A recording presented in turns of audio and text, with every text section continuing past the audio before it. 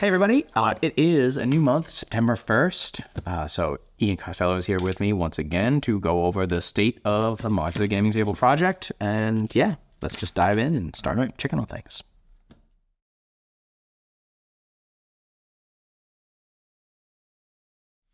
Let's do it. Okay. What do you want to know? Yeah, so first things first, shipping. How has that been looking? Looking at the charts, which of course are down below, things look like they're certainly moving. So are we closer to catching up, with our sort of timeline estimates? And last time there were some strong upward trends, and FastPass was getting rapidly sort of diminished. So yeah, just kind of where are we at on those different points? So yeah, shipping out continues to be strong for the last 3 weeks. I actually noted down. Yeah, 2 weeks ago we shipped out over 300 orders, and it was over 300 this last week. And we're at about 200 so far this week. Right. So we may not quite hit the level we were at, but it continues to be comparatively quite strong. Okay. And yeah, these are still mostly partials, I take it. Or Yes, mostly partials. Mostly, getting tables to people without the neoprenes or some of the other things that we are still waiting on. Yeah. But yeah, ship outs continue to be strong. As we are catching up on accessories, the amount of partial shipments should start to decrease. Yeah. And then, at a certain point, we will just be all full shipments. Yep. Yeah. And that's something I had penciled in to talk about a little later. Yeah. I don't know exactly when that confluence will be reached, but we are getting closer to it. Yeah. Okay. Sounds good. The next thing to ask about, because people always ask, is, we were lagging behind a little bit with the exotic woods, some of the limited ones, and the rustic woods took a little longer to get going. So how is all that moving? And are we at like healthy inventory on most woods or all of them? So exotics, our inventories are fine on exotics. Okay. We were running behind on those, in particular Wenge, but across several of them, zebrawood as well. Those are all in. We've actually been running a lot of those, in particular to catch those up. There's a whole bunch on the floor right now. So exotics should not be a problem moving forward. Finger joint, we have a supply of all those as well. We're continuing to produce more. We're still not producing it quite as fast as we would like to. So we have actually changed our block collection process to capture more of our random width blocks. It gets kind of technical, but basically up until this point, about half of our waste block has been going in the grinder because it's more work to recover it. So we didn't recover it at the beginning. Seeing where our sort of easy block would get us, it's not enough. Because the rustic, particularly on toppers and panels, is quite popular. So now we are recovering as much of the remainder of that block as we can to get that into our system. And in scenarios where we've had to, so last week, or was it the week before, for instance, we were quite a bit behind on elm. So we actually just ran some lumber. Processed into block to create rustic, which is not what we want to be doing because it is not a cost-effective way. Kind of defeats the whole purpose. And that's why rustic is more inexpensive, because we can do it easy. Exactly. So now we're taking standard lumber, adding more value to it, and then selling it at a lower price point. So great business model. We'll do great if we stick with that. So we did that in a pinch to continue catching up where we're really hurting. It was on elm, but given our new procedure, capturing more of our waste block, that should not be an issue moving forward. Hopefully not. It is worth noting, though, we have fallen behind at some points, but we are willing to sort of bite the bullet and do that. Sure. To get shipments out of, which we really shouldn't do. What we should, the smart business thing would be, well, sorry, we're behind. We're just going to be behind until we get that waste, because that's crazy. We're going to spend more money to make cheaper. But that's, we're doing what we got to do. So. That was one of the levers we had to pull to try to get our production dates more in line. And once we get them more in line, we'll be able to accelerate. Great. Okay. So speaking of, I guess, acceleration and getting things in line, we touched on this a little already, but the development chart is going away. I'll keep it in this update, but it's, spoiler alert, it's pretty much all checked off now, with the exception of neoprene is not quite it's not here, so that one's like You can't confirm that it's accurate yet. But everything else is all the way through and completely developed and into pass off to production at this point. So the next question is how long, which I know we don't quite know, but if you have any kind of insight or estimate into like when we're likely to shut off the split shipment thing and switch over. I know it's going to be a gradual shift, and I assume some products will be like, okay, we're no longer split shipping this item, and now whereas neoprene will hang on the longest, probably. Yep. So what is that going to look like, do you think, based on? I don't have a timeline that I can confidently lay out. The products that were basically all of the MGT2 products are now released from development to production. The ones that were released over the last 2 weeks, so that's all the hex table parts and the hobby vaults, which were the big ones. Those are now in production, a lot of it through Massachusetts and some of it on a truck to Pennsylvania as of this morning. So those over the next 1 to 2 weeks will start actually shipping out to customers.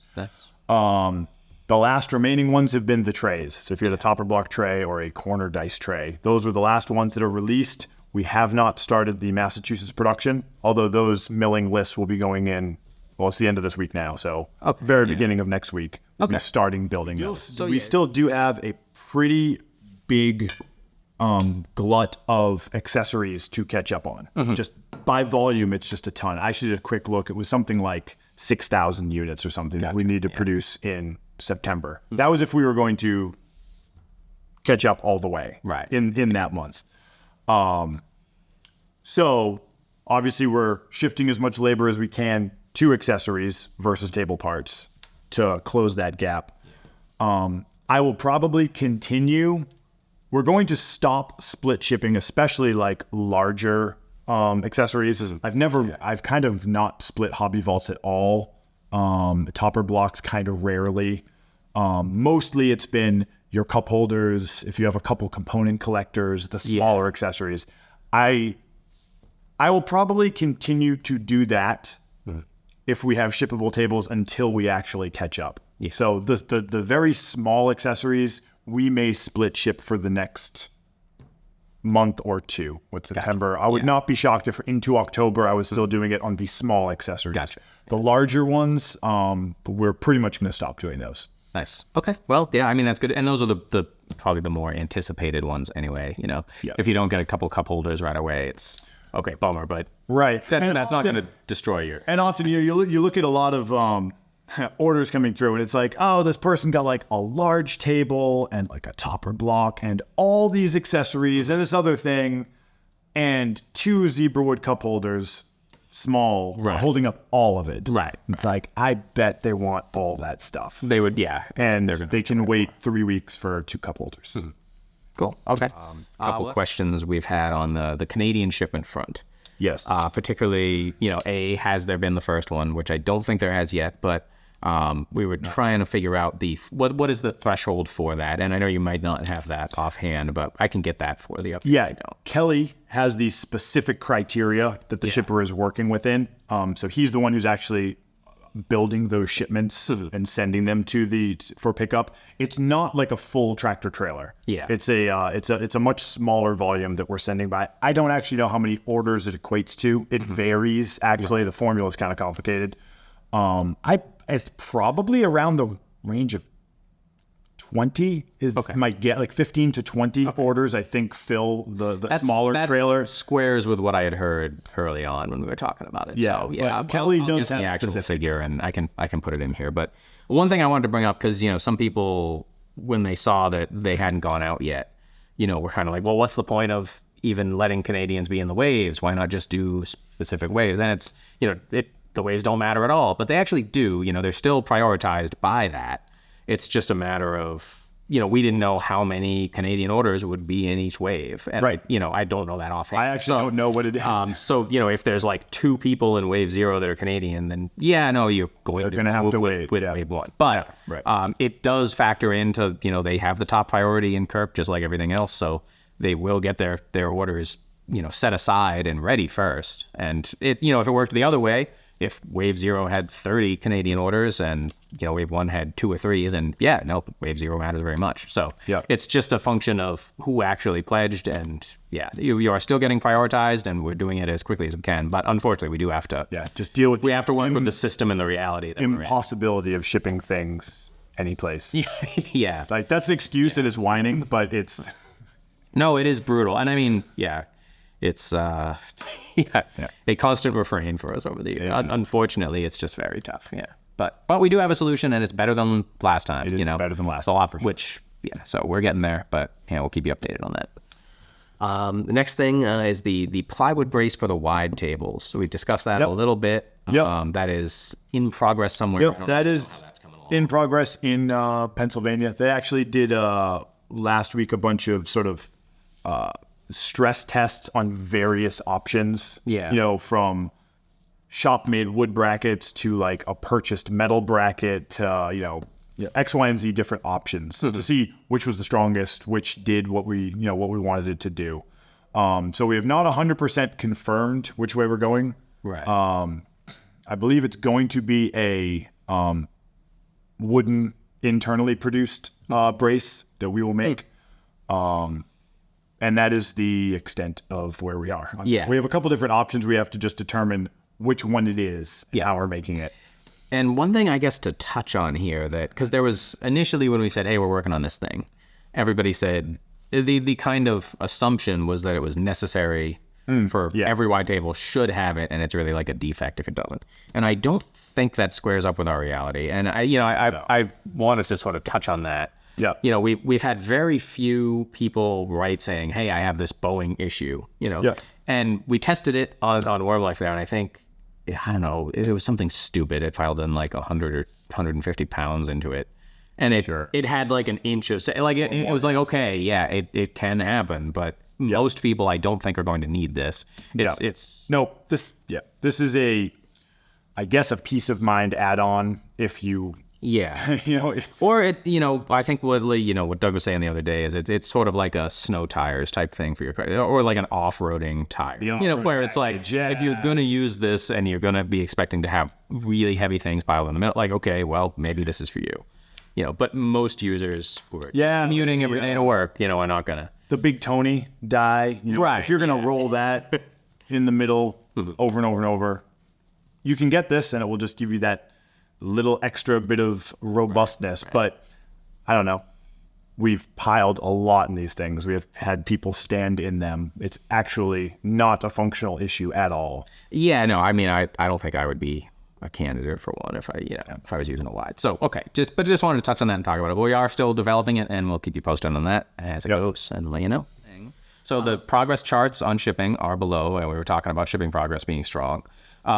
There is one thing I noticed, which is there not a ton more. We've shipped a chunk of July orders out. That's been good over the past few weeks. August, we shipped a really significant order. However, June hasn't moved a lot. And so I wanted to kind of contextualize that and talk about why that might be. And so do you have any insight there? Or my sense is we very quickly shipped out everything that we were able to ship out of June. And what is remaining are the things that just came out of development and have been on hold for some reason. So now, as those things flow through production, as they become available, June will be the first place they go. So I think it's going to be one of those things where once these start to hit, we will then complete June relatively quickly. Once the correct spread of items is available. And I mean, one big one that comes to mind is, of course, the hex table itself. So if you ordered a hex table in June, that's still coming through, but you'll be the first to get it. But so there might be that little lag with some of these waves. You'll see, okay, we'll get to a certain watermark, and then it will appear to not move that much. That's not because we're ignoring those orders. It's just they are waiting for that stock that's slowly trickling through. The people who have received furniture in the subsequent waves, in your August, and there's even a few in September, they're the people who ordered things that we already made in the first one and happened to pre-produce, because we did do some pre-building before we got any data back from the Kickstarter, just based on what we knew from the first Kickstarter. So if you got a cherry medium table, you probably got it already. We had a good idea that because we had already pre-made a lot of that. That is almost it. The only other thing I did want to mention, I saw some really cool mats, neoprene mat prototypes of the poker ones that we designed, to go along with our poker Kickstarter we just had. Yes. We made some MGT inserts that will be available, I think probably when the poker campaign goes to pledge management on the website. But if anybody is interested in checking that out, definitely keep an eye out. I'll announce it in the next one when it's open, but they are coming and they look great. Put some pics. They're here. Yep. And neoprene at all, of course, is still moving. I was gonna say the samples here, actually. The samples, because the standard neoprenes from the first one are not here yet. The current delivery date we're expecting them, I believe, is actually this end of this coming week. Yeah, but I would not get my hopes up because I think this is the third expected delivery date we've had, which has not landed on time. So this one might not do, but we are getting closer. It is if they're on a boat. It's just okay. So let us know when you get your table. If there's anything wrong with it, if anything's amiss or anything is literally missing. Of course, just drop us a line. And be sure to check the email you received, though, because those of you getting split shipments will now be getting an email that says, hey, this is what's coming in this package, but here's what's coming later on. So, that should give you peace of mind. I was actually going to ask how that's been working now that system is in place. Yeah, no, I believe it has been. People are understanding it. Looking at the emails, it seemed pretty clear and well laid out. So, that's a big win, I think. All right. And then, so if you have any problems, let us know. But also, if you're moving or going to be moving soon, just drop us a line, send us an email so we can change your address in the system and make sure the table actually gets to you at the right location. So, just drop us a line if you're going to be moving and let us know. That's about all I got, unless you have anything that's come up to add. So, that would just about wrap it up. That's it. All right, well, thank you, everybody, as always, for watching and for your patience out there. And, we'll check in on the 15th, and I'll let you know the latest. Till then, have a good one. All right, thanks. Bye.